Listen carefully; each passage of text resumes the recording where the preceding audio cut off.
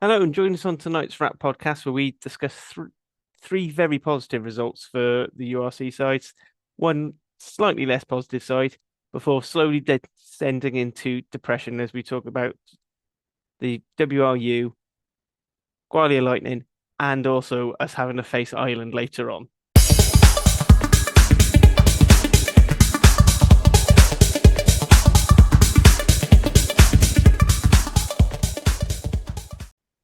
Hello, and welcome to another edition of the WRAP podcast. As ever, it's me, Harley, your host. If you're watching on YouTube, I couldn't be bothered changing my name, so I am just host for tonight. I'm joined by the regular crew of Hattie, Nick, and Dan. How are we doing, folks? Good evening. How are Good. you? Yeah, all good, thank you. Excellent stuff. Now we're going to go. We've got a lot to get through, because Nick has told me it's a bumper news desk. So we're going to start off with our drink of the week to try and get us through our celebrations and commiserations up and coming. So I'm going to start off with mine, which is Son of a Gun. So I think we've had this on the pub before. It's a hazy pale ale. It's nice, light, and refreshing. Hoppy. It's the sort of thing I would quite happily drink on in a summer's day. Um, I've got a huge amount next to it. Who wants to go next? Go on, I'll chip in next. I think we might have had this one as well. Troubadour, Yeah. uh, 5.5. And I'm not really an ale drinker, but I quite like this one. It's even though it's quite strong, it's quite flavoursome, softer, and yeah. So I think it's probably my favourite ale I've had so far. Is that the troubadour you got? Yeah. Yeah, I got it. Yeah, yeah. Well, I'll see you one troubadour and match you with another one. And yeah, I'd agree. There's another pokey one that we've had, isn't there? That's been in the sec. 'Cause this is 5.5. We've had a couple of 6.5s, and yeah, this 10 or 12 of these would do the trick, wouldn't it? Mm. And then finally, to sum it all up, I've got the Daedong Pale Ale. Oh, can you see? Mm. Um, I was like, I feel like this would go well with something kind of bready.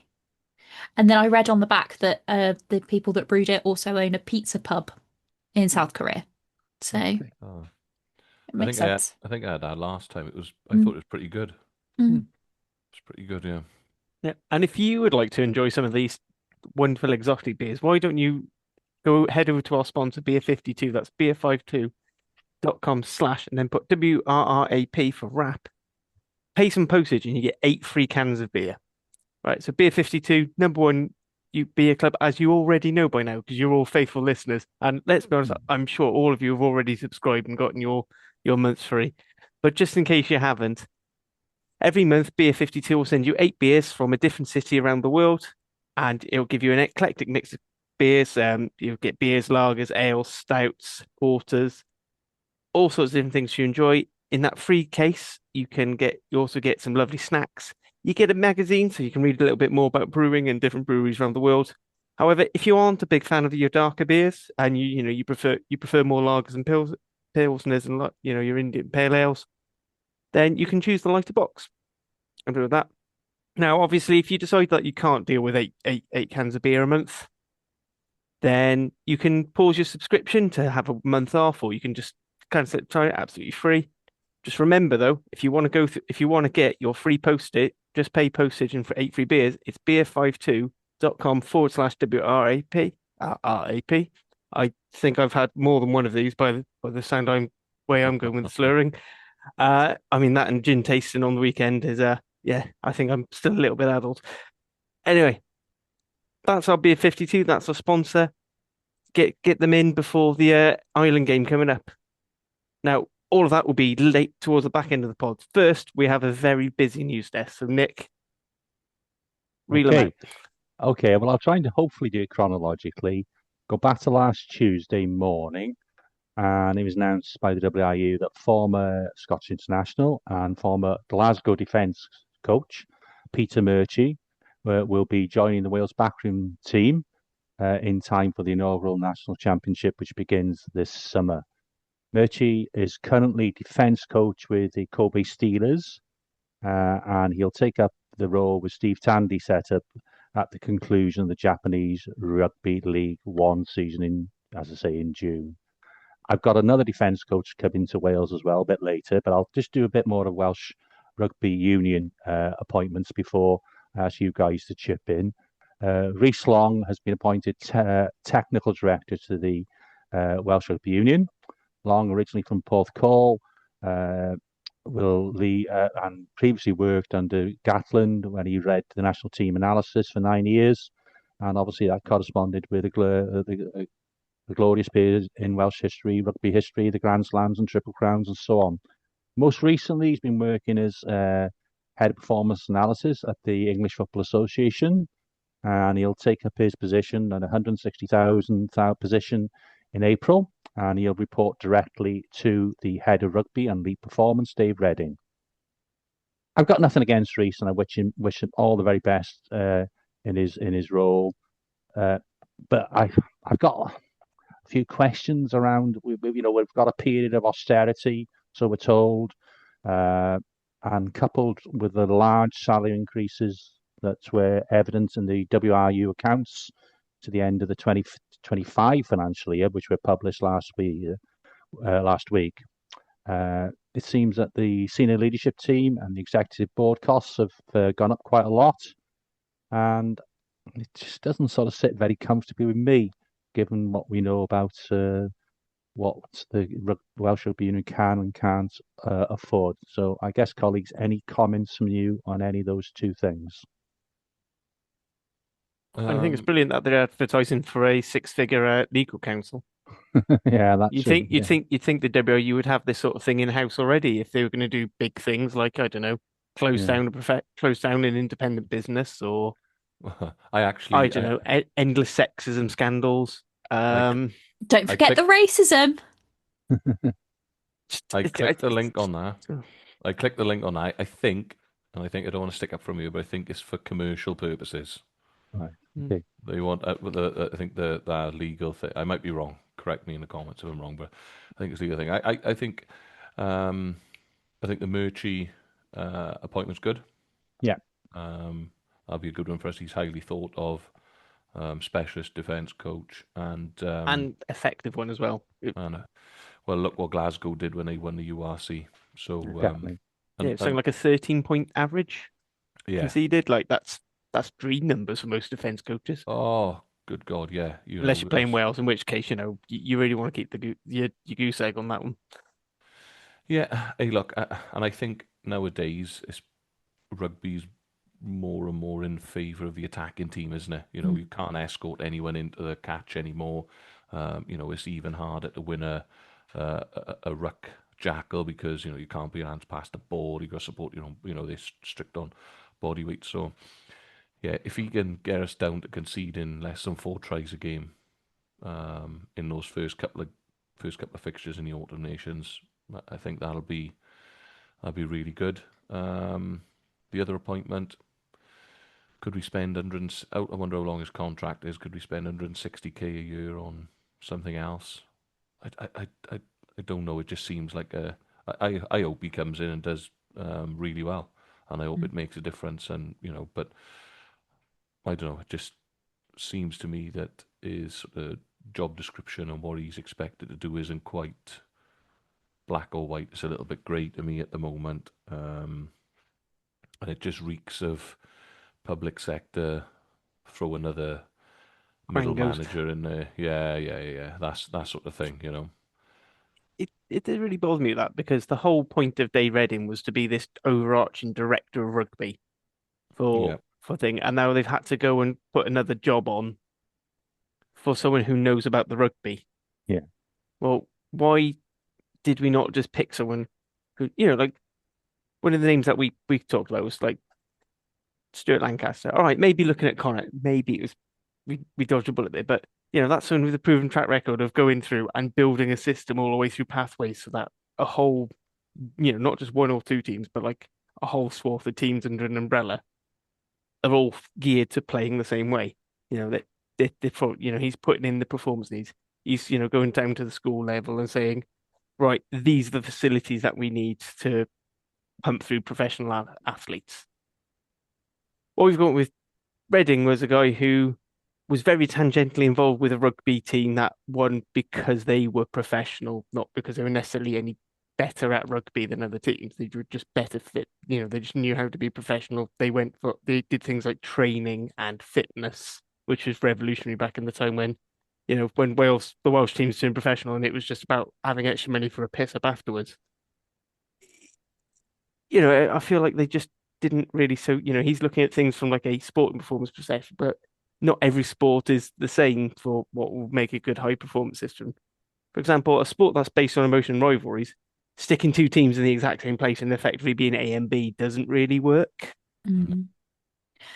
I think for me, like, if we were spending the money on people who were doing their job so effectively and it was working so well, we were clearly, improving, I honestly would not bat an eyelid. I'd be like, fair enough, that's Yeah, market rate for yeah. somebody with those qualifications. However, that's not the case, and we're just spending a lot of money on management positions when we're also saying we're going to get rid of a side, and we're not getting any better. And when I say we're not getting any better, like, the regions to an extent are succeeding, but they're not. Like, there's clear issues which generally are money related because we don't have big enough squads, we can't really afford too many coaches, etc., etc. And then the men's national side is struggling for financial reasons. Women's national side struggling financial. Like, do you see what I mean?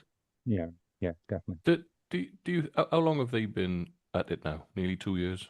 Need to This use. this Yeah. regime. But yeah, Other than the PRA, which only half the sort of rugby fraternity signed, what else has been achieved in 2 years other than upheaval, expenditure on more staff, expensive legal challenges? Because my understanding is Collier Keywood last week, I'm sure you touched on this now, Nick. Mm. Collier Keywood, when he appeared before the Senate, that had the video link in from London because they were in court up in London with the Scarlets, I believe. Mm. Yeah. Now there's all the stuff ongoing with the council and the Ospreys and all the rest. How much money are they spending on legal fees now? On top of it all, we haven't got the money. That's the thing. We can't afford anything. But we'll employ someone else on 160k a year for, even if it's 5 years, or however long his contract is, plus all these legal fees. Come on, have a look out the window. There's a real world out there. Let's get in it. We have, you've been there's been loads of talking done. For me now, it just shows that this is like almost typical public sector. Loads of talking, loads of meetings, loads of reviews, loads of middle management consultancies. stuck in. Look, our consultant for this, and oh well, now we got to act on something. Oh no, we'll have another review. We'll have a meeting about the meeting about the meeting. It's just nonsense now. Nothing's changed in the rugby world, is it? For us, nothing's changed. Okay, just sort of touching on this as well. Last Thursday, as Richard Colleague with by video link was put in front of the Senate Sports and Culture Committee with Senior Independent Director Alison Thorne and Director of the Community Game Getting John. I've watched both the Westminster version and the Senate version, and I did think the level of scrutiny and the challenge to the vague statements, or when they didn't actually, the WRU officials didn't actually answer the questions, they were put right on that, and that was quite challenging at times, and I think it sort of unsettled them a little bit. But ultimately, what difference it'll make, I don't know. I think there will be a statement, which I haven't seen yet, as what happened when they went to Westminster, but they certainly were challenged around how they've lost the confidence of the Welsh public, and they were put in no doubt by some of the members of the Senate that that was their view, and that was the view of people they've spoken to, which I don't think went down as they very well with them. But I don't know if you've seen or saw any of it, but yeah, it was quite interesting in my perspective. Yeah, I did see some of it, and I thought there were some marginally better performances than there were by the Common Select Committee. Yeah. But I still think it was a bit of a get out of jail free card, if I'm honest. Okay. I don't know. There were nowhere near as many tough questions that were asked, and scrutiny delivered as if they went to a local, one of the supporters club meetings, or Oh yeah, definitely. or even Would if have they had a came far on, more. with people ultimately that they're more invested in the game Yeah. than they are. Yeah, yeah. For me, the performance of the questioning wasn't up to standard. It seemed to me to be a tick box exercise to say that they've done it rather than pushing for any proper scrutiny. Only my view. I think a lot of people expect that when they go up for these committees, it's going to be like the Prince Andrew Newsnight interview, where it's just like raked over the coals and you have to answer the question. And it never is. It No. literally, as Dan said, it's just every politician is sat there with their question that their staff wrote out for them that couldn't offend anybody too much, and they've got to ask a question, then they tick it, and then that's done. It doesn't achieve anything. Okay, moving on then. We talked about defence coaches. Well, on Friday it was announced that Tyrone Holmes has been appointed Wales as defence coach for as Wales women prepare for their Six Nations. Hmm. I believe he's South African born, Holmes, 39, and he has some experience of Test level rugby for the women's section as well, because he held a similar role for Scotland for the past 3 years. Is that correct, Hattie? Yeah, I want to say he's been with Scotland since like 2019. Right. And then he started, from what I understand, because it's quite difficult to get through. Um, he's been with Scotland for a really long time, and has sort of grown within his role. So I think he was just an assistant coach, and then he grew within that and became in charge of the defence in the end. It's a really, really positive appointment. I think everybody's pretty happy about it. And yeah, really excited to see how it goes. It's exciting that we've pulled somebody in that's got test experience Yeah. in terms of coaching. Obviously, Sean Lynn is making that jump still from being probably one of the most, if not the most successful women's club coach imaginable, to making that test level, which is a jump and it is a different style. And we're bringing somebody in that has that experience. So yeah, I'm really, really excited. And if anything needs help, it's the defence. Okay. And the final bit of news I've got, but obviously anybody else can chip in, is around the Welsh squad, the senior men's squad, in that it was announced that Kieran Azarati, who had to drop out originally through injury, but had some time off the bench for Cardiff on Friday night, has been called back into the Wales squad. And as young Ryan Woodman, I think he's 22, former under-20s captain, has performed very well for the Dragons last season and this season. They've been called up for the remainder of the men's senior Six Nations, and I think they've already joined up with the squad probably today. So good news, Dan, for Ryan in particular. Yeah, I think it's well deserved. There's an argument that he should have been in the mix to start off with. He certainly talked about on this in our conversations, wasn't he?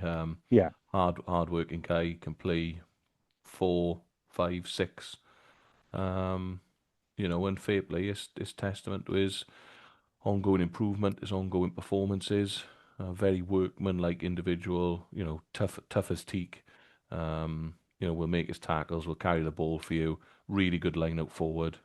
And hopefully he gets a shot at it and impresses in training. But yeah, was he young lad? 22, was he, Ryan? I think. I think so. Yeah, Yeah. 22. Yeah. Right? Then he's got a big future in front of him. So when you actually look at, I think, at the wider age profile of a lot of the regions and the Welsh squad, I know it seems like a million miles away now, doesn't it? But you got to think, like, at some point he's going to be 27 and a Yeah. seasoned player. A touchwood injury, he's going to be even tougher. He's going to learn his trade, and we're on the upslope then. So people got to stick with it for now. But yeah, congratulations to Ryan. It's testament to his hard work. And that's the end of the news from me, unless anybody else got anything else. No, I think Cardiff have. I think Cornell Schmidt has gone back to South Africa for the thing, and we think Ethan Lewis probably has gone back to the Ospreys. But I mean, that's just the Cardiff way of getting some people in on loan and then not playing them. Well, I suppose there's one minor bit of news that is a little bit Welsh, I suppose, and that's Pivac being appointed Oh, yeah. the new Benetton coach, yeah. Benetton DOR or head coach, wherever he's having. So watch out for 3 years' time when he's finally brought in all the players he needs. Yeah, so it's an interesting one, isn't it? I read somewhere earlier on he'd probably like it over there because I think he's partial to a glass of wine, and it's top wine territory over there, I think, in there. So yeah, good luck to him, because irrespective of what you think of his tenure at with the Wales squad, he did a good job down at Parker Scarlets, didn't he? He did. I And mean, the Six Nations trophy Oh, yes. I saw that. caught on fire. Oh, Yeah. How did that happen then? Apparently, it was in a van, and like, I think it must have been like a crash or something, and it caught fire. all I'm saying is nothing bad ever happened when we had that, and nothing bad has happened to the wooden spoon. So The clearly, wooden we spoon should, is fine. yeah, We're looking after that. yeah, and for another year, mate, another year as well. Right, so should we move on to some actual on the pitch action with the URC being back for 1 round only? So in round 12, that was kicked off by Cardiff beating Leinster in an absolute thriller of 8-7, which I'll be honest was just it was exactly what you expected when it was pissing down with rain at Cap. Lots of skidding balls, lots of balls being dropped. Yeah, I mean this game was. I think Cardiff actually played this really, really well, apart from one minor lapse, which let Luke McGraw in for a try. I think, it wasn't particularly pretty. I think Aled Davis, for as much as his kicking was really, really good, his passing was terrible, but it didn't really matter because really the ball never needed to go past 9 in this game. I think one of my standout moments has got to be Rico Ioane catching the ball in the backfield, and you see a moment where he looks like he has visibly soiled himself at Harry Millard running over him, which has led to the fantastic image of Rico Ioane wearing Harry Millard pajamas, who had Rico in his pocket the whole game. And it's just like, oh, I bet that's not the player that Leo Cullen thought he signed. I thought Cardiff did really well. We had their scrum on toast for a little bit, to the point where they had to bring on their full front row and Arthur Snyman on 30 odd minutes. And it still took Slimani 2 attempts at the legal scrummaging to get the penalty out of Reece Barrett, because Reece Barrett might actually be one of the best scrummaging props somehow. certainly in the Cardiff pack, because that's the players he's been going up against recently, and he's just worked his way around all of them. And then every time he seems to struggle, all of a sudden next scrum he's on top again. And I don't know how. Absolutely fantastic. Dan Thomas, um, formerly of Bristol, formerly of out Scarlets way, just absolutely imperious, just scything everything down. Finished off with about 25 tackles or something in the end, and it just was horrible. I mean, a couple of caveats, like Leinster obviously were reduced as we were. Losing Harry Byrne like in first 10 minutes was hard going, but I mean that was exactly what we wanted. Dan would be happy with this as a defense coach. Only 2% of the game was spent in the Cardiff 22. Oh, fantastic. Like we properly own the territory there. And the way we saw up that last 10 minutes, I mean, poor Jacob Beetham ended up with a 15-minute yellow card because they deemed the line out before to start the last phase of play. They deemed that was before his time was up, and then Cardiff just basically ran that clock down for a good 5 minutes. And fair play to them, because I don't think we'd have done that last season. I'm not entirely sure we'd have done that before Christmas, to be honest. So yeah, that's all I've got to say about that. No, I thought. Sorry, Nick, go on. I thought, to be honest with you, I thought Cardiff were totally on top until Beetham got yellow carded. It brought Leinster into the game, but I thought Cardiff had dominated until then, and well-deserved win. The thing for me with that Beetham yellow card, if he because you have seen players catch that thing on the intercept. If he catches that, he's going quite a way towards the try line. But I suppose it's the risk reward thing. Sorry, Dan. No, that's what I was going to say to you. I thought it was a dubious card, to be honest, because I thought he made a genuine attempt to. Yeah. It wasn't a slap down. He tried to catch it. But again, this goes back to my point earlier on. Rugby's in favour of the attacking team now, more and more. So yeah, but what impressed me, the stat there, 2% of the game being played in Cardiff's 22. We spoke about this previously. That's why the kicking game's so important, because if the opposition can't get in your 22, they can't score tries. Mm. I mean, in fairness, it does show the Leinster's quality, the fact that only with 2%, that must be like one or two entries, they were still able to score a try from it. So it shows the quality that they've got. But what I was most impressed with from Cardiff's perspective was that last 2 or 3 minutes, where it's a 1 point game, you just got to retain the ball. And I thought they did it expertly. The kicking game, and you spoke about that, the territory stuff was fantastic. But the way they just ate the clock down, that's a long time to be doing that for 2 minutes plus, Mm. Yeah. really long time. So good And you on could tell them. Sam Grover White was waiting for them to seal off. Yeah, So the discipline of that was just so you know, they had 4 entries down. Leinster Cardiff had 7. there you I go. mean, it did lead me to one of the issues where I feel like Belcher might have spent a bit too much time throwing practice Lake in Elias because he wasn't that bad before he went to Wales. Yeah, I think. Well, look, all that matters is it's a hard. Then the conditions were atrocious, weren't they? And on those 4G surfaces, whilst it's not muddy and you can play games on the balls like a bar of soap. So, yeah, great win for Cardiff. Good on them. Well done. The streets are saying that the Leinster piss shirt is cursed, and that's a direct quote from a comment that I saw. The Leinster piss shirt is cursed. They did lose their way a little bit when would they lose with Harry Burnett fly off? Yeah. They did, Yeah. I that think it's the problem is they're trying to turn Charlie Tector into the new Kieran Frawley, and it isn't working so far. no. And hey, look, ultimately you make your own luck in these in sport, don't you? That's the That's right. that's the reality of it. So the fact that he went off, that's the you roll the dice and you don't have proper cover on the bench. That's the result you get. But no, it's a well earned 4 points for Cardiff. So well done. No, absolutely. So next on, Hattie, we move up to the Hive in Edinburgh. So Edinburgh sneak out 24-19 on top of 24-19 in this one. I I I only caught the last sort of half hour of this, but actually, I don't think Scarlets did too bad considering you had a primary school child at 10. Yeah, Hugh worked out that I think it was like our 9, 10, 12 had like an average age of 21 or 22 or something. It was less than that. Yeah, it might have been 20 even, Yeah, it was like 20 in 4 months or something like or that. I remember. something. And then if you added in the like 13, it only made it up to like 21, 22, something like that. And they had an average height of like 5'8". Um, I am glad. I know last week we spoke about Carmen Leggett-Jones going out, Wigar, and the two of them playing together. Actually, I'm kind of glad it wasn't. I'm kind of glad that it was the two young guys going together because they're going to be playing together so much going forward, hopefully. That actually, I was glad that they got a run out and they got kind of trusted with it.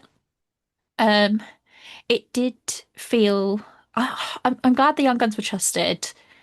At the same time, you could tell that it was a bunch of very, very young players playing. Like Carmen Leggett-Jones's drop goal just before half time was a choice that he made. Um, at the end of the game where it was sort of neck and neck, I think it was like 19 all. Again, I just feel like it was just very, very young players in that back line making those choices.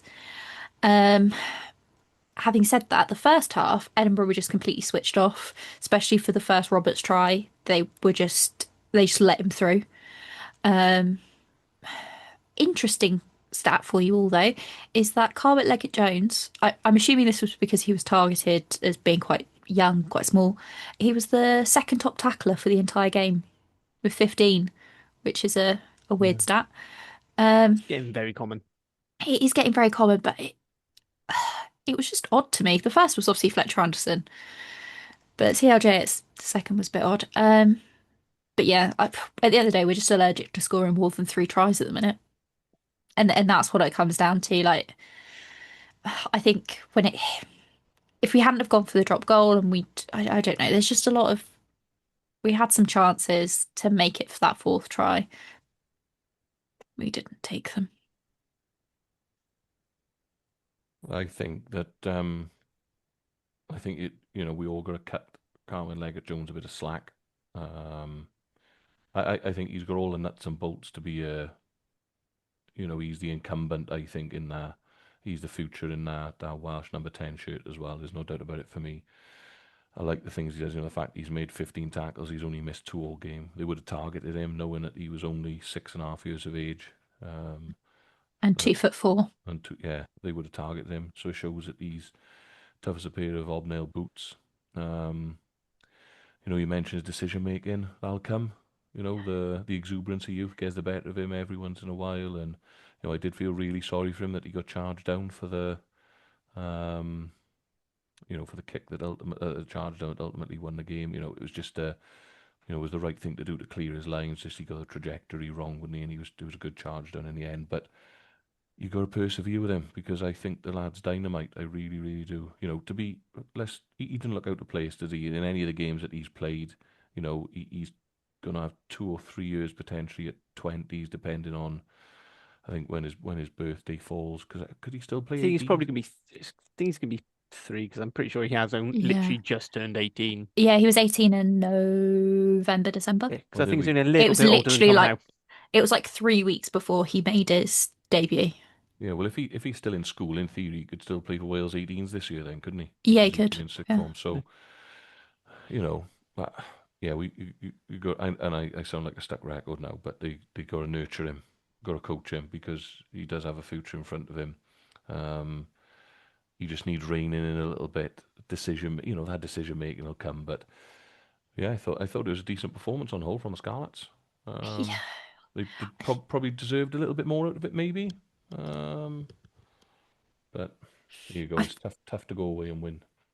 I feel like the second half, there's a lot of learning to be taken from it.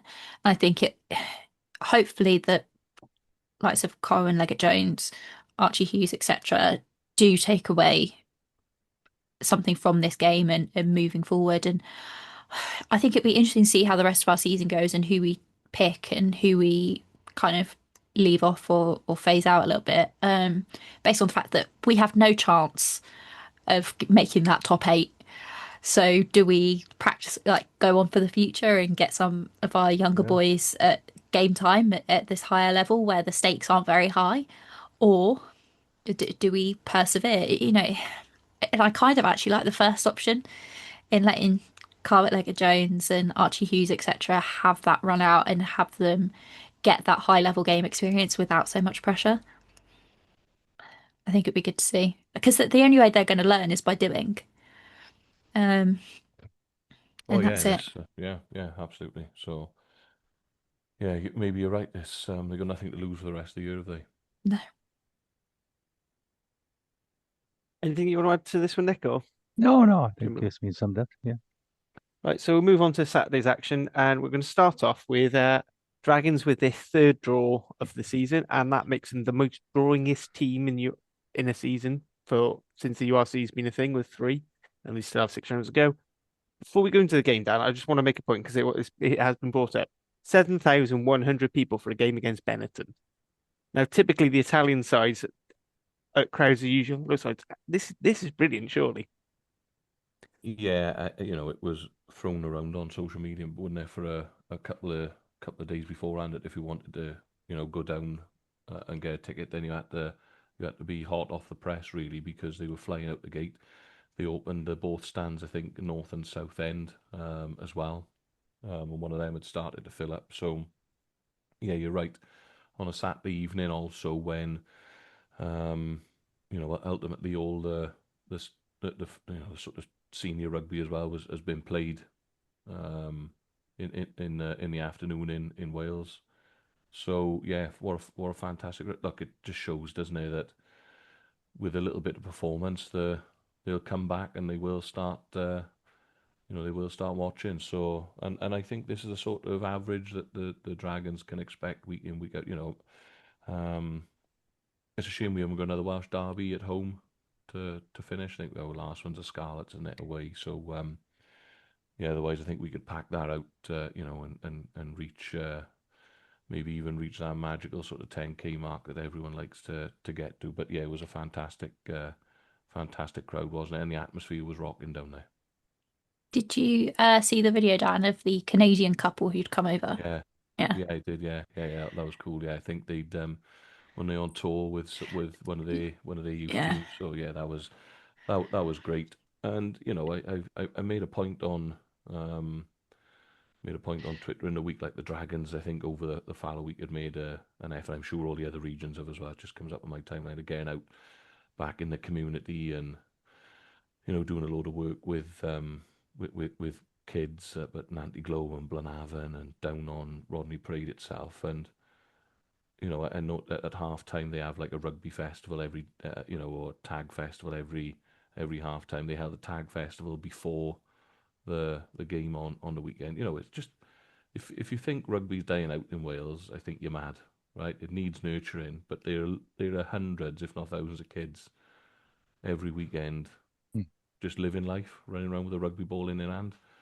All right, some clubs may be struggling for numbers here and there, but it's I'm sorry, for me, we're still alive and kicking. Just needs a little bit more of a nudge in terms of investment and sort of structure, really. But anyway, I digress. We'll move on to the rugby at Rock in Rodney, and I thought, I got to be honest, having watched the whole thing back and looked at the stats, I didn't think Treviso had to do a lot for their two scores, if I'm honest.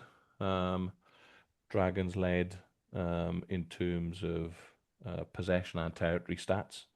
In fact, territory stats, it was 66-34 to the Dragons, which is fairly substantial, and we're sort of 55-45 in terms of possession. I think those two breakaways where Ratava scored eventually as well. He was swatting people out of his way, wasn't he? Like the Incredible Hulk running down that left wing. And to lay them in so early within the first minute was a bit of a kick in the teeth. But I thought the Dragons again battled back. This is a different team now. There's no doubt about it. I think when we played the Ospreys, one of the Ospreys lads says the best Dragons team he's ever played. And I think I'd stand by that. They battled their way back. Other teams previously would have folded. And it was the usual suspects. I thought the Nairn Owen was fantastic at 12. Finney and Nisi performed well at 13 for us. We had two injuries again early doors, losing Shane Lewis Hughes and Shea Hope. I hope it's not too bad for Shea Hope, because he's been dynamite for us, but having to bring Rodri on, in the first 9 minutes, I think it was, we lost the two of them. So that was unfortunate. I wish those boys the best. I thought Rio Dyer huffed and puffed and didn't quite manage to blow the house down on the weekend. A couple of unforced errors here and there. And I think ultimately that's what kept Benetton in the game. Discipline. We had Levi had a 20-minute red card, and we had another yellow as well, I think. So at one point we sort of down to 30. Yeah, we're down to 13. Unforced errors in the game for me were through the roof. The one that stands out for me, where Rio's caught the ball in the second half just as part of the back line and just drops it. That was sort of stereotypical of the way of our afternoon went. Angus O'Brien missing touch into the bottom corner now, once Martinez dropped the ball when we're in there 22 attacking a few times coming round the corner. It's those 1%ers that make a massive difference at this level of rugby, because you just let them off the hook.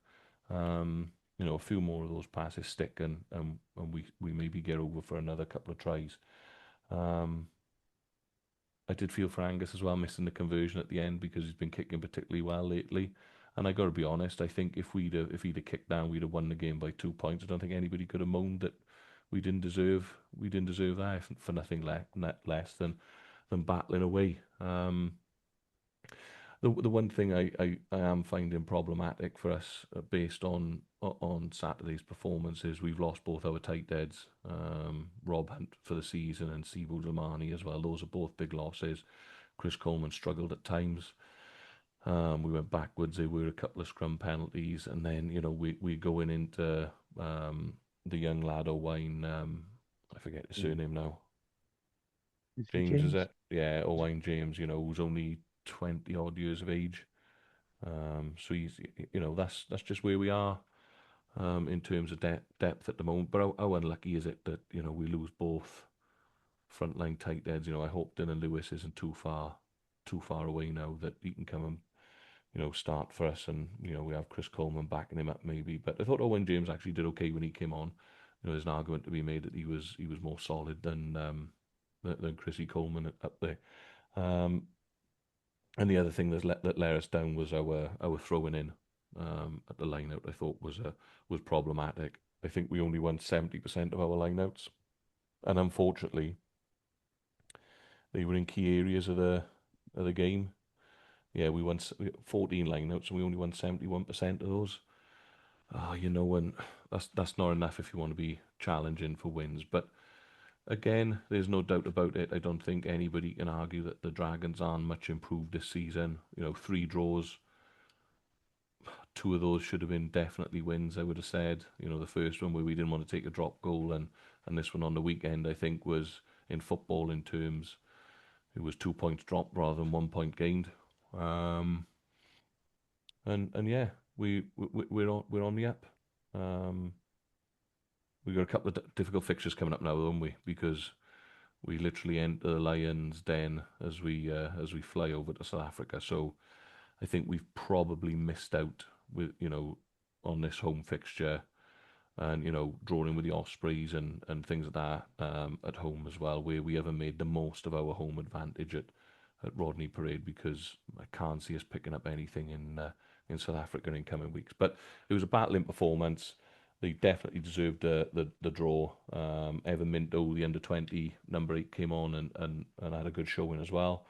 And yeah, on the whole, it was again another positive performance from the men of Gwent. So good on them, and let's hope for some improvement now. I think we got to try and go probably fully loaded as well out to South Africa. We're going to have to, at least for one of the games.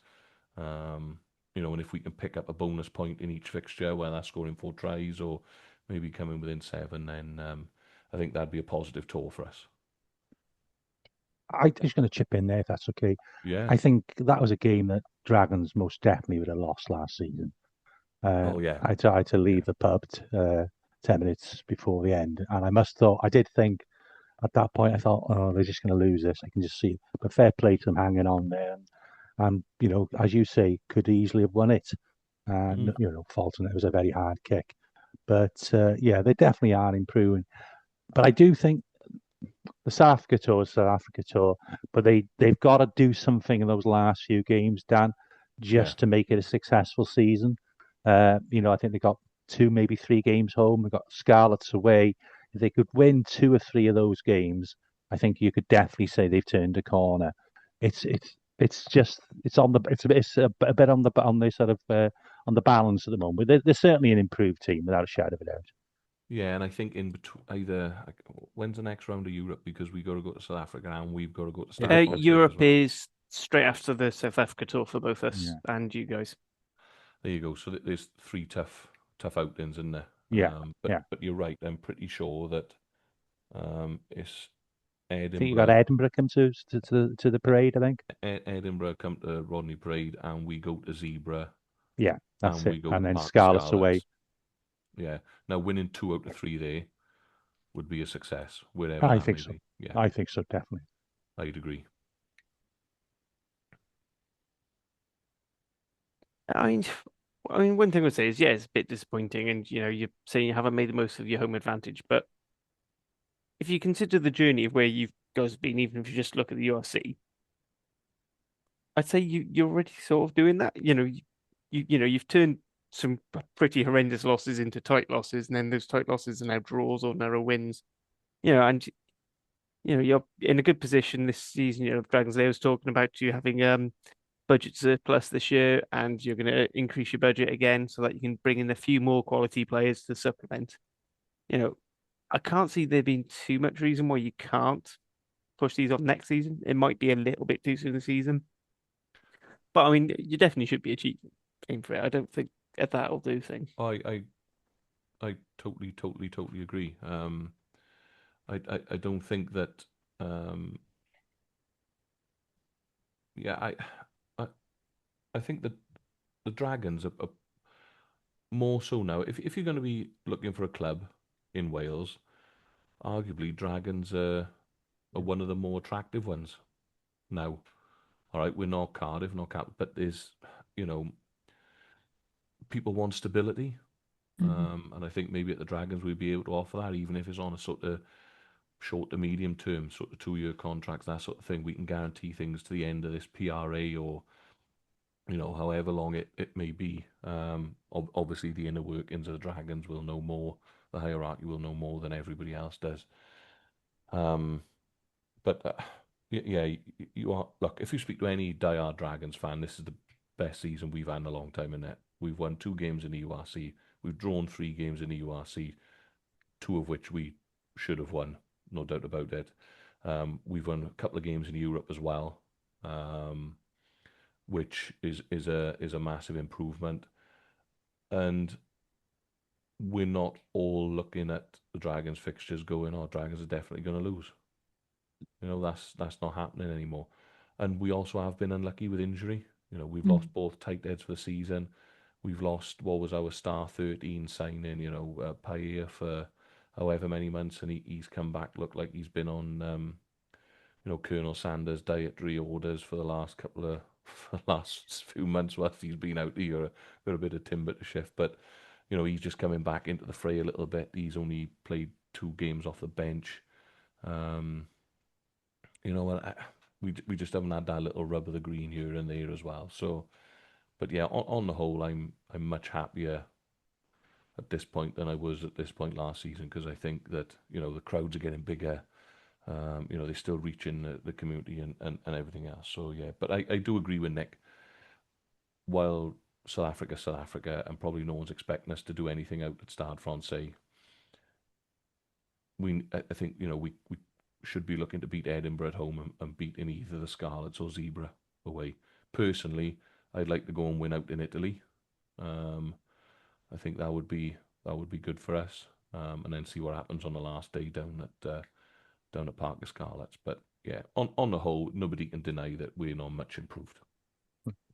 So this is you're currently on your second highest points total in the URC table with 20.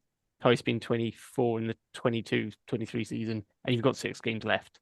Yeah. There you go. You know, like that is. I mean, it's a light and day seasons of last season. You had 9 points. Yeah, So absolutely. you know, like, I think if you're a Dragons fan, all right, yeah, that loss might have been disappointing, but considering, you know, you're down to the bare bones in the pack, and you're still doing very well, you know, compared to what you have in the previously. Now, I know you want to be higher up in the table, you want to be challenging, but that is going to come. Yeah, and look, we missed Wainwright on the weekend. There's no doubt about that. We missed Ben Carter probably in the lineout. But ultimately, we've got to be used to playing without Wayne, haven't we? Because he ain't going to be there next season. So I was a bit more philosophical about that. And yeah, we are much. You know, if we can beat that total that you just mentioned there, which was what, 24, then again, I think the season's been a grand success. We've got 6 games left. You know, I just hope we fire a couple of shots out in South Africa. We've seen other Welsh teams go over there and not win, but fire some shots. And I hope we do that. I just hope we don't end up losing like 40 odd or 50 odd 7, and it'd be a complete waste of a trip. You know, if we lose 40 odd, 20 odd, but we pick up a bonus point, so be it. Great. I see. So moving on to the final URC game of the weekend. So Nick, guessing you actually went to this one. I did, yeah. It was. You need to stop great... going. They keep winning when you go. Yeah, it was a great win against a decent Ulster team.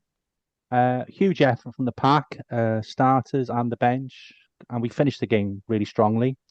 We absolutely dominated possession in the second half, in particular, and territory. But we were guilty of not turning into points until the last 10 minutes. We spurned a lot of chances, and we should have won. If we'd really been a bit more efficient, we should have won quite easily. Walsh has a lot of qualities and does a decent job at 10, but he's a better 15. So I'm not blaming him for that. They were pick and goes that we kept on dropping and so on from 5, 6 yards out. It was nice to see Luke Scully on the pitch. He's an outside half, can play centre as well. He came on for Jack Walsh while he had a HIA, and it's the first time he's been on the field for almost 18 months. He's had a couple of injuries, so that for him personally, and that was great. Whilst we made a lot of mistakes, I have to give some credit to the Ulster defence, which when you were sort of away from home, uh, to keep the team out, had so much possession in your 22. That was really, really impressive. They didn't offer much in attack, I'll be honest with you, other than the tries they scored. Our scum schooled Ulster in both halves. Gareth Thomas on his 150th appearance was great, as was Rhys Henry. And on the where obviously we were bringing Tommy Beaufort off the bench and Steph Thomas as well. They did really well. The second rounds were great.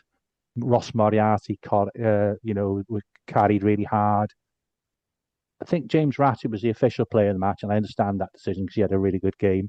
But for me, something we've talked about, we might even come back to his name in a minute when we talk about Wales, was Owen Watkin. He was superb in defence, but also really good in attack.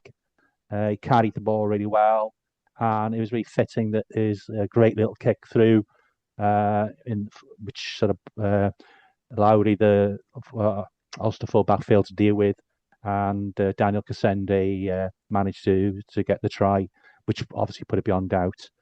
We had to wait a long time for the officials to decide whether it was a try or not, but it added sort of to the drama and fun as well.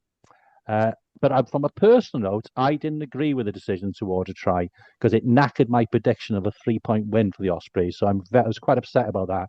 And I think I was the only Osprey fan in the ground who was wanting Ulster to score with their final play. In seriousness, no, though, the tackle by Iestyn Hopkins summed up the Ospreys at the moment, the togetherness and commitment to the team, and the players and coaches have shown since Christmas. He kept the tremendous last gasp tackle in injury time to keep the Ulster right wing out. I could have gone for a cheap joke there, but we're too classy in this podcast to say his name. But it was it summed it up. It was a brave, determined win. And when you consider the cloud that's hanging over the Ospreys, you'd be pretty mean-spirited, or and if you're a neutral, to begrudge the team this and the fans for having something to celebrate because it's been tough. And as you've alluded to, Harley, we've had a really good period since Boxing Day. A run of home games has given us 3 wins and a draw, I think. And I think I worked out a possible 20 points in the league. You've managed 15 points, which isn't a bad effort. And that leaves us in ninth. Still a lot to play for. But we've got to pick some wins on the road because realistically So you play us at cap at some point. Yeah, we need to win a couple on the road, to be honest with you, because I think to get in top 8 in May, you're looking usually 48 to 50 points, and we've currently only got 29 points. 6 games to go, 2 which at home, so we've got to keep our momentum at home, win those 2 games, but we do need to pick something up on the road as well. But yeah, all things considered, really, really pleased for everybody, particularly the team. And by the team, I mean the wider team as well, the coaches and so on, because it can't be easy, can it, going into work, not knowing, what your future is and so on. So, yeah, all in all, a very enjoyable evening and, a well-deserved win. Anyone? Yeah, I couldn't agree more. I think the sort of old adage that scrums win games was more than pertinent for I'm not saying that's the only reason why the Ospreys win, but it gives you a massive edge, doesn't it, when you can, eke out the scrum penalty here and there. It just takes that pressure off. You can have a free play knowing that you can kick it to the corner if you need to. And I thought they did an absolutely fantastic job on the Ulster scrum. And I got to be honest, I thought they were good value for the win. In a way, I was a little bit disappointed they didn't get the 4th, if I'm honest. I thought the bonus point was there for the taking. But if you're the Ospreys, Ulster are going well, irrespective of the fact they've got they've got an increased presence in the Island squad lately. It was a pretty fully loaded Ulster team, wasn't it? Especially when you consider they bring in Angus Bell off the bench and Dope played at 9 and so on. And who's the guy on the wing they signed from South Africa? Cock. Yeah, there you go. Come on. But yeah, We'll leave Cardiff Central to deal with all the cock jokes. Exactly, Yeah. exactly. But he's a good rugby player as well, isn't he? On the wing, Yeah. he's been a potent finisher. So I thought it was a real good, Fortress Brewery field, isn't it? Aye. Is it? Have you lost It's it getting yet? better. It's Well, I getting mean, better. it does have a moat round the edge. Yeah, not on purpose though. That's the bloody weather we've had in this country over. I apologise to the Bridge and groundskeeper staff. You do what is frankly miracle work to keep that pitch playable. Yeah, no. All jokes aside, they have done. And I suppose really it's important now that I can sort of tip the cap to all the Welsh teams. I think in the in the competition, because all right, the Scarlets lost, but we're in it, and nobody. If the Scarlets come away with something, a bit more substantial, nobody would have moaned about that, because especially based on the first half performance, they were by far the better team. It was effectively a game of two halves up in Edinburgh, quite literally. Cardiff are third in the table at the minute. Yep, third. So the if you want, I can do this. I can just do a run down on the table if you want, just to yeah, at least go where all the for it. Welsh sides are. So you got Cardiff in third on 40 points. As Nick said, Ospreys on 29 are in ninth. Then you got Dragons in 14th on 12, and Scarlets in 15th on 16 points. But they do have that game in hand, which is a way to Connacht, I believe. Yeah. And even away and go away, that seems to be a bit of a lottery with what Connacht turns up. So you never know with Yeah. that in a couple of weeks' time. And look, I think you got to take league positions obviously important, but there's the performance element this weekend, I think, that you've got to look at. Mm. And I think everyone, bearing in mind, without the host of Welsh internationals, have stuck their hand up to be counted this weekend in all four teams. And again, it just shows to me that a couple of £1 million extra, and we're all pushing into the for the playoffs, aren't we? Mm. That's the reality. There's a team that the Ospreys are there or thereabouts now. Cardiff are going to finish in the Ospreys. And the Dragons and the Scarlets are definitely in a transition, and from our perspective in Gwent, it's much improved. So is dropping one really the answer? Yeah, come on, it's not. Look at the amount of youngsters that have played this. You take Carwyn Leggett-Jones, a prime example, right? 18 years of age, he's having to play at the moment, right? That's how, because the financial burdens and maybe some of the transfer policy at the Scarlets. But if we go to 3, for example, where's he getting his game time at this level? Because whichever team would go, they're losing a 10. They're adding a 10 potentially into another squad. So we got to think of this. Evan Minto played for the Dragons on the weekend, Wales 20s. If someone goes, if we pick up like a Ross Moriarty and a Morgan Morse, for example, from the Ospreys, if the Ospreys are to go, is Minto going to play?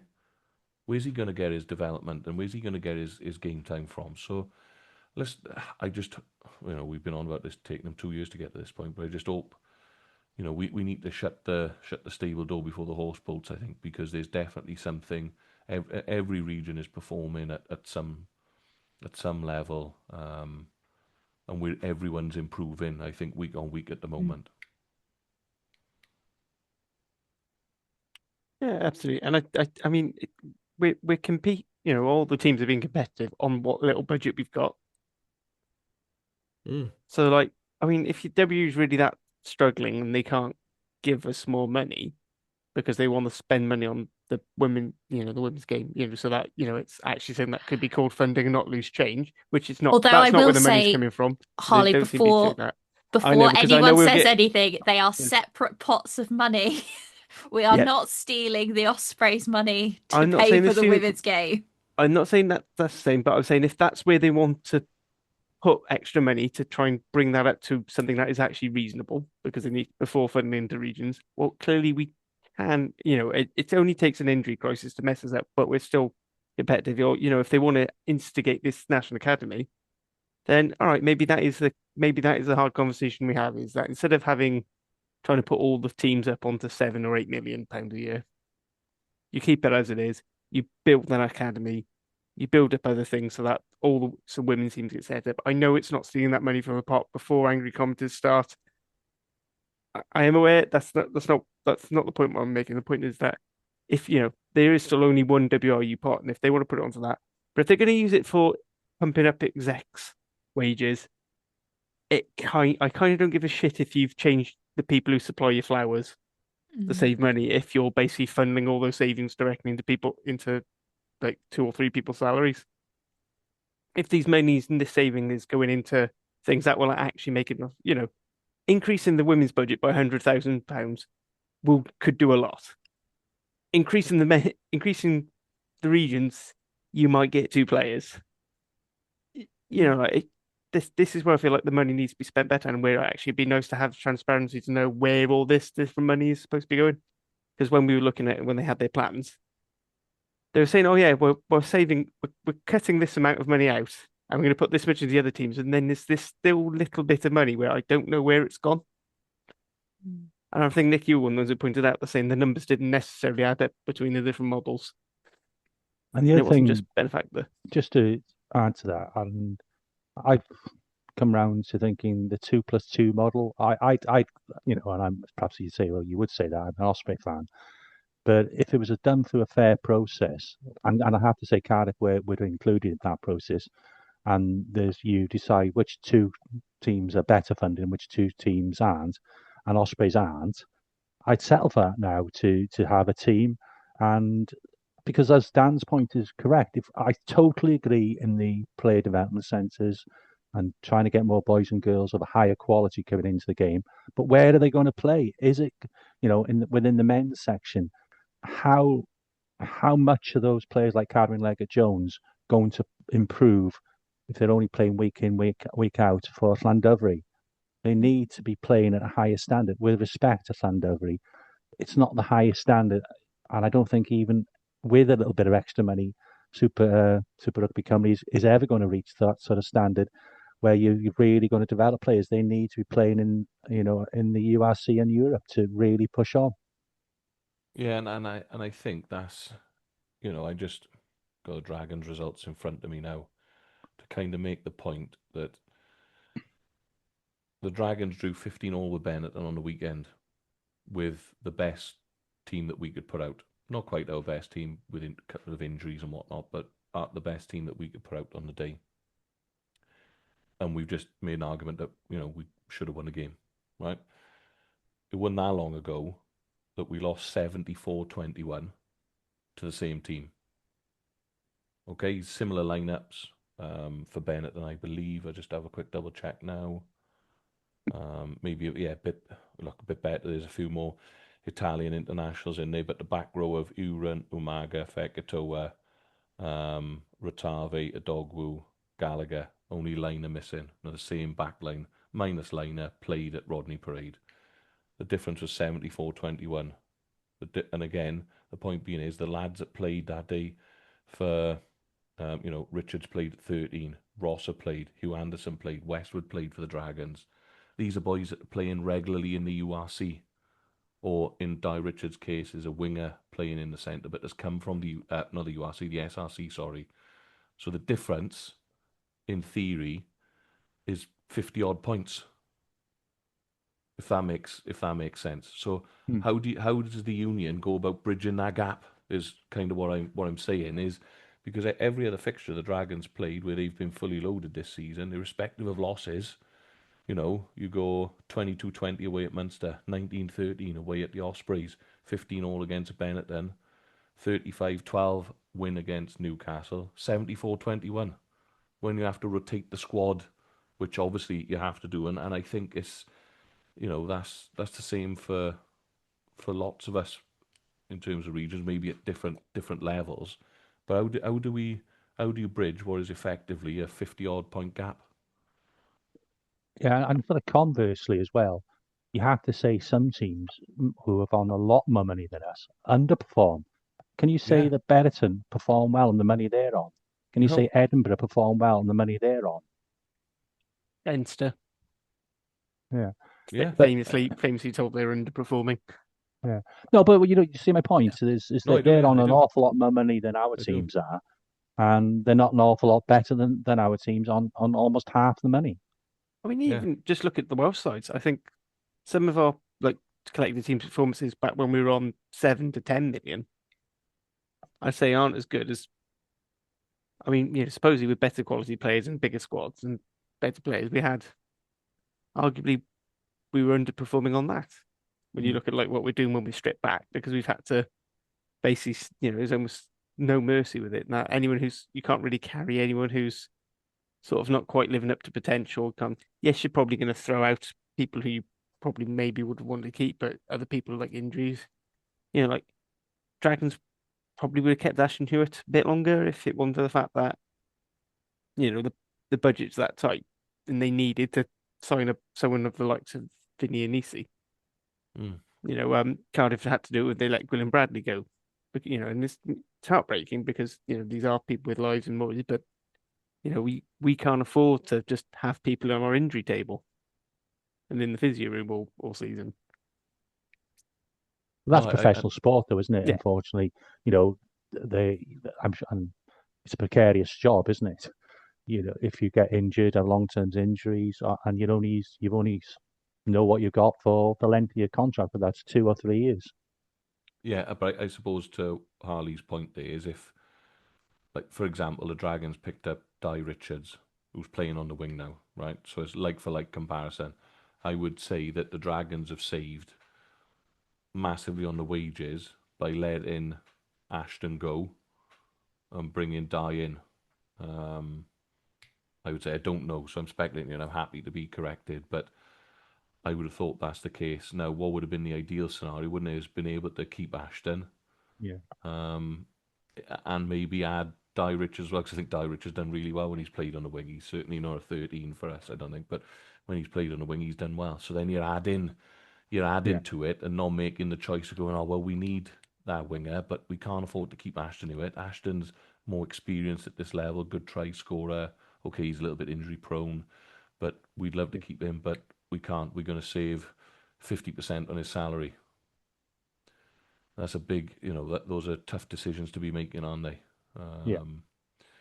So yeah, it is it's tough, but I think everyone should be proud of their efforts this year, and it does go to show to me that if we can just bridge that gap between sort of under 20s and squad and SRC better into the regional team, then we won't be, and improve the budgets a little bit. We won't be in a position where we're losing to one team 74-21 in the Dragons case, with a very similar team that, from a Benetton perspective, all right, the packs change, but then go and draw 15 all with them. That's a massive swing, isn't it? Massive point swing. I know one's home, one's away, there's all of those other factors, but it's a massive, massive point swing. How do we bridge that level of performance? From within the squad, how do you improve that? It'd be, you look down the Treviso back line, and how nice would it be to have the Fekitoa in your squad, the Umaga in your squad, the Ratavi in your squad, these people who've got that X factor, that experience, that have been there and done it, and you're not going to lose them to international duty. That's genuine competition within the squad, isn't it? Yeah, well, it's not going to happen if Debris get this way because It's along not. with dropping a region, they want to get rid of basically all non-Welsh qualified players. I think unless they're very strongly likely to qualify in residency. Anyway, That's a so I think topic that's for another enough day. because I feel like that's yet again going into yet more podcast time. Now we're going to go. Oh, well, I have tabled Angolan's Celtic Challenge, but I really don't want to talk about it because of one of the results. And it's definitely not because the team I like lost badly. But Hattie, you can talk now because I just want to cry now. No problem. So, for those who have not been keeping up with the Celtic Challenge, Britain are on a 4-game winning streak, whilst Gwalia are on a 4-game losing streak. Unfortunate. When you look at the fixtures that both teams had, it does make a little bit of sense. Gwalia did have a much harder end of season, whereas Brython had a much harder beginning of season, just on how it lined up. And obviously Brython had the shock win last week, which nobody was expecting. Brython went away and got a 32-10 win over Glasgow, while Gwalia were at home and lost 52-7 to the Wolfhounds, which is basically Leinster. Kate Williams was back again for Brython Thunder, and was just absolutely unreal. I believe she got player of the match. She was just absolutely destructive, really, really added to the leadership for that team as well. And it is a very, very young team. Apart from like one or two, most of them are in uni or, early 20s. There's a couple that are older, but most of them are very, very young still. Gwalia are really, really struggling with a handful of players who've gone back to the PWR. So Maisie Davis, for example. But then also they're missing the likes of Tilly Vuchai, who is out injured. I think it's either her shoulder or her elbow. I know it's definitely her arm. So that's a real shame. Brython, I will say, although they have improved greatly, if you watch them, it's not because they're being coached well. Um, the team is playing purely off vibes. The back line, it is like a bunch of people who've never met, but they're just having fun. And the forwards, at least they've learned how to ruck, which they did not know how to do last year.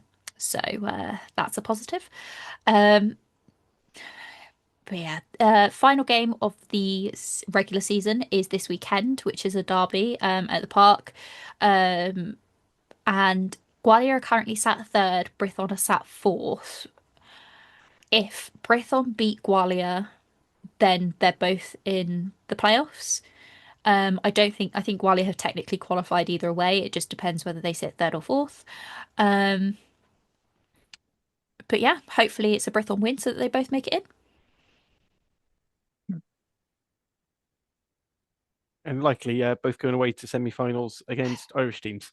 Yeah, so whoever goes third will be away to the Clovers, which should be Munster area. Whereas the team who come fourth will be playing the Wolfhounds. They'll be in Dublin or Belfast. Although they might end up doing it as a double header because the Irish like to do double headers for the Celtic Challenge, so they could both be in wherever. I'll see. Yeah, Brython might as well win because there's no chance of Gwalia getting second. Yeah, you might as well just let the win and then they're both in. Yeah. Yeah. Yeah, and just upset all the Scots. Mm. Can I ask, what's happened to Edinburgh? Because they, were Dropped punching off. for Yeah. they were pushing for like second last season. So in the last year they were really bad. Oh, sorry, first season. First year they made it to the final, I think, and lost. And then last year they just bombed it, and then this year they've just really not been very good. So don't really know what's going on with the two Scottish teams. Glasgow is a lot better than it was. It's really difficult because I feel like the Scottish teams, they're trying to really develop very, very young squads into being decent teams within like 5 years. Whereas the Irish teams are just full of internationals and the Welsh team is somewhere in between. But yeah, they do have some absolute stinkers. I genuinely thought you were just gonna go, oh, it's the David Nucifora effect. But we'll not. I'm gonna leave that there. I'm gonna leave that there. You've got Women's Rugby Treehouse to go. I would say that, but they've actually stank before he was involved. So not Right. everything is David Nucifora. I wish it was. I wish I could blame everything on him, but unfortunately. There you go. Rugby is much worse when someone called Dave or David is running things. And I'm going to leave that there. Right. So if you've been enjoying our ramblings for now, please do like and subscribe, share the podcast. If you're watching us on YouTube, there should be little things popping up for shops. So you get beige banded t-shirts for all the various pods. Hattie, I'll give you more time. You get more time to talk about women's rugby on Women's Rugby Treehouse, which allegedly is recording this week, if not next week. Yes, So they will be found on our hopefully, sister channel. as long as World War III doesn't kick off. Again, less said about that, the better. Anyway, so yeah, check out our sister channel, Global Game Line. If you are an audio listener, please share a link with a friend because that is the only way really podcasts spread is through word of mouth. Moving on now, we're gonna wrap up quickly with a bit of Walesy because I'm getting very, very tired. So Wales face heading up to Dublin on the weekend. We're gonna go play Ireland. So I think we all sort of agreed after the Scotland game that we want to keep the team as second. So we'll do the team and then we'll talk potential tactics, how it's going to go. So news came out of the press conference today. Sam Costello will not be available for this game, which is unfortunate, but they're hoping he'll be ready for the Italy game. So question for you. So two questions for you guys. First of all, do we just have Jim Botham come into the back row for Plumtree? Yeah. And then the other one is Dan Edwards straight into the start? Yeah. Yeah, definitely both of them. I thought he'd acquitted himself very well. I think, as we said last week, the back row had a nice balance to it with him and Man, 6 and 7. Right, and any pushback on the Dan Edwards coming in at 10? Did anyone want Jared or to see keep his role on the bench? Definite finisher. Right, which leaves so for the team then. So we're happy with basically everyone else. I'd like to make a case for a change of 14. I didn't think, I said last week, I didn't think Gamma Webb, and I'm not blaming him for the try at all. He didn't really impress me, and I don't know what Tom Rogers has done. I'd like to see Tom Rogers given a chance on that 14. So I agree, but different number. Yeah, okay, but Yeah. I think he deserves a chance. So would you? Oh, and is Ellis Mee out or is he? Oh, Nothing. yeah, sorry, I forgot Alice Smith, but Yeah. I don't know what Tom Rogers has done. Alice Smith did a right against England, well, no, England, France, didn't he? I don't think, I'm not I think sure. that back three, although I'm not sure about Louis Rees-Zammit at 15, I think that back three does work. I don't get why it was changed. Yeah, Yeah. yeah. Sorry to interrupt you, Nick. Did you think Game of Web deserves to another go? No. I wish we'd seen him now.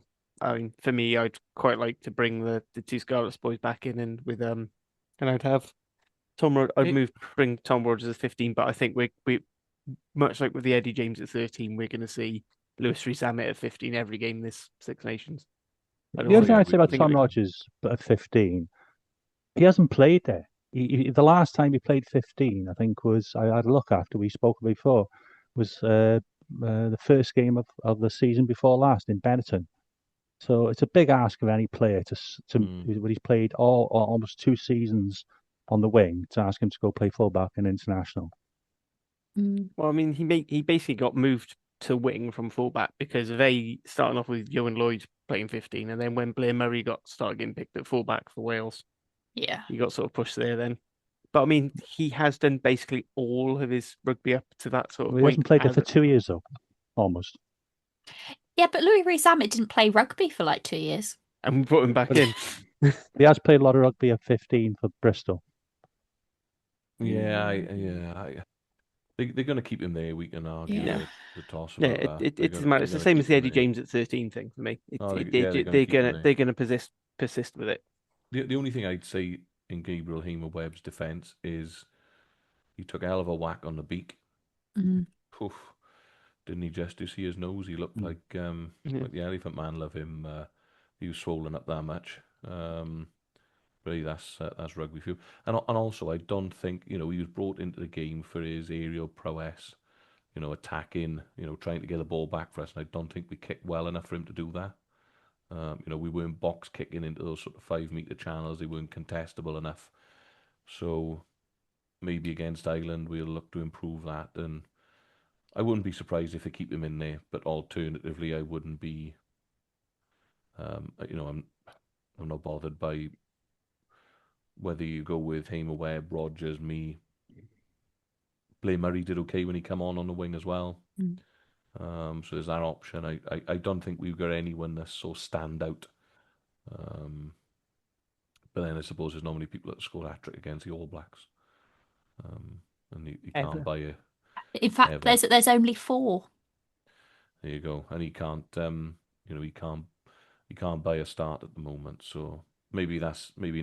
I think Nick's right. That's probably the only position I would have said that's up for any sort of debate.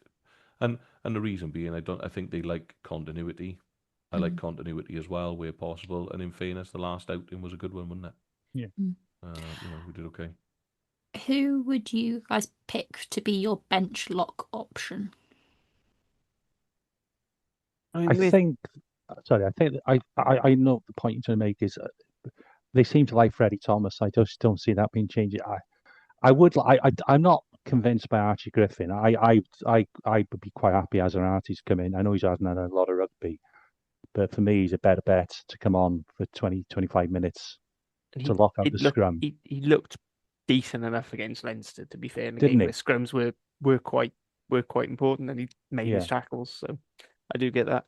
For me, I think it's Freddie Thomas purely because things we discussed in that there's no point putting Beard on the bench. No, and I think you keep that starting lock partnership.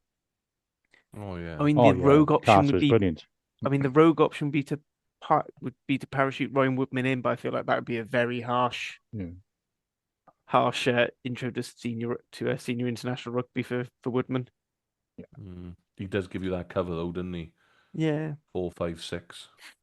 I mean, you put him and then you pick someone like McLeod as your sort of other back row option, and you're basically covered. Or I mean, you could even go with someone like Harry Deeves. Hey, look. Do you guys? Sorry, Hattie. I agree with you guys or whoever was saying then that they're going to stick with it.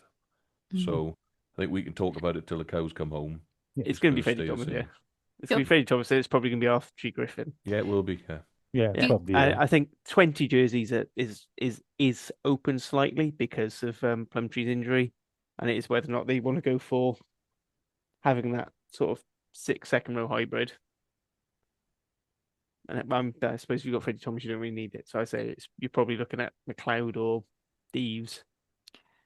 I make a case of Cracknell then. I would quite like Cracknell. That's very hard on Harry Dees and McLeod, who both do a good job, and thought McLeod was very good for the Scarlets on Friday night. But he does offer a hard carrying, doesn't he? Especially if, God forbid, Wainwright went down in the first 10, which could happen. I think as well, because Deeves and McLeod, because Deeves was released, wasn't he, back to the Ospreys? Yeah, Deeves which says to me that they're probably not going to be playing that in that Island game. Yeah, I think you're right. I think, same as because the other option I'd take is I'd probably go for either Watkin or Grady as your 23. Because I feel like, as well as Blair Murray played, I feel like having an outside back with the backline we have does leave you exposed at centre. Mostly because Adams at 13 scares me every time it's mentioned. Shall I run through the team that I've got written down based on the random things you guys have said and our previous team that we'd selected? That's good. Okay. So we've got Care Lake, Francis, Dav, Carter, Mann, Botham, Wainwright. Yeah. Yep. This is where it gets a bit weird, is when we get to the centres. We've got Williams, Edwards, me at 11. Are we happy with that? Yeah, not really sleeping now. And then 12 and 13, this is obviously where it becomes either the centre partnership we would like versus the centre partnership we think Wales are going to pick. I still think they're going to change, Hattie. But you say that, but considering he almost got a red card. I just don't think they're going to change. Unless they're injured, I can't see them changing that centre partnership for the whole Six Nations. I'd agree with that. Okay. So you guys want to go Eddie James at 13? I mean, we don't want to. It's just we've given up picking our own team now. Well, this is it. It's a philosophical exercise. Do you want to go with the team that you would like to see, or the team that you think is going to be picked? Well, I'd like Eddie James to move in one, and I'd like to see Owen Watkin at 13, but it's not going to happen. Well, if we put it out into the universe, it might happen. So I'm going to leave it as Watkin at 13 and James at 12. Josh Adams at 14, Louis Rissam at 15. And then the bench, Elias Smith, Azarati, Okay. Thomas, Cracknell, Hardy, Evans. And then I originally had Grady, but I don't know if you guys want to change that. Just because we've had Grady on the bench the entire time, I think. He's done all right when he's come on, I thought, Grady. Yeah. And if we're starting Watkin in our team, then I think for like balancing those back subs, I think Grady fits. Also, Dick can double up as a flank. And the only real option there I'd say is an actual that would be useful is Louis Hennessy, and I feel like it's feels like the wrong game. that's not going to happen to him out in Ireland, No, is it? No, okay, yeah. no, I feel like he's in this squad for training and getting involved in the environment and just Yeah. letting them know that Yeah, Wales are thinking of absolutely. you. Yeah. Yeah, I couldn't agree I more. imagine he'll be sent when we send a ragtag team of misfits out to Argentina, so that our first choice team aren't completely knackered for South Africa. That'll be his game. Yep. Agreed. Right, so I think that's the team. So how do we think this is going to go? We've not really done well out in Dublin, No. even when we was good. No. Good news is we won't be playing James Lowe. So The bad news is we won't be playing James Lowe, so it'll be someone who can actually turn around and someone that defense. can actually sprint. I think we're gonna look if they play like they did against England, it could be a long old afternoon, couldn't it? But then we were much improved against Scotland. If we can win a bit more in the aerial battle, Ireland 34, Wales 23. I don't think it's going to be as close as that. We are playing a top 14. For me, it's about performance. Can the light scrum and line up work well again? Can we be more competitive in the air? As Dan saying, to be better kicking. Can we make it hard for Ireland to score? So they got to go through a lot of phases. But I do think, and can we score more than 2 tries ourselves? So if we can get a few yeses to those questions, I'd be relatively happy. But I think it's going to be like hopefully below 50. But I think there might be something like 47, 17. Say that, but then Ireland v Italy was 2013. Yeah, they Eh, we saw the proper Irish team in Italy are going to beat us as well, though. But I don't know. It really depends on whether were just completely gung ho on let's go after England and their game plans fell off, or whether it's been genuine improvement week on week, I think. I'd be absolutely delighted to be wrong. Yeah, I can't see us winning, not on a month of Sundays. I mean, Oh, you, no. you get the rage, the whole, it's raging against the dying of the light. Very similar to like Pivac's Wales, where they could pull up enough muscle memory to pull off a performance. But even still, I feel like the Cardiff Stakes. I think one thing that a lot of Irish podcasters talk about is saying that England played into their hands by making sure the game had lots of rucks. Yeah. They're happy for phase play. Like I think with Ireland, you actually want to be in. You want transitions. You want things. Unfortunately, we don't want transitions with how we're set because after we're still sort of learning our defensive shape and the like and attacking shape. I think kicking to peak could be an issue. So I don't think they're necessarily the best team in the air, and their scrum I think is gettable. Whether it's gettable for Wales is another story, but the Ireland scrum isn't the best thing in the world.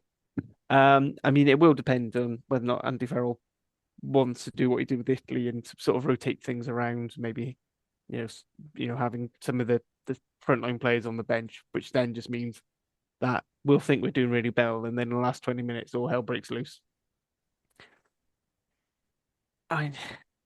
It's the thing. I don't see Wales win. I don't even think it'll be close. But what I'm hoping for is that. I feel like a stuck record bit. As long as the things that went well in the Scotland game are the same, if not a bit better, and the things that went slightly wrong are slightly better again, and we get beaten up by, just basically a team playing better than us, I can live with that. But if it's sort of like what happened last Six Nations, where we had a really positive third game, and then the second game was a bit meh, and then we got that England game. I just be thinking, well, what are we actually doing? We seem to only be able to get up for one game, Mm. and even that one game we get up for, we still can't win. That's where I think I'd be a bit more disappointed. Which leads me to any other business, because I guess Dan doesn't want to talk about Abbotsleary losing on the weekend. So Low that, lowest of the low. We've been on here hour No and a need for half. that. Hour and 40 minutes. You're going to stick the boot in. sorry, mate. Sorry, mate. On the plus side, at least you weren't trying to mock the defence coach of Abbotsleary and then getting lost in the wrong field. And they Yeah. remain nameless. Yeah, Mm. definitely. Who would do Main- such a thing? Yeah, Nick's famous sense of direction there. Yeah. Right, so I think unless anyone has any other business they do actually want to talk about, I think that's time to end. So thank you, Dan. Thank you, Hattie. Thank you, Nick. Thank you, host. And thank you all for listening. Nostar. No That's stuff. that. So-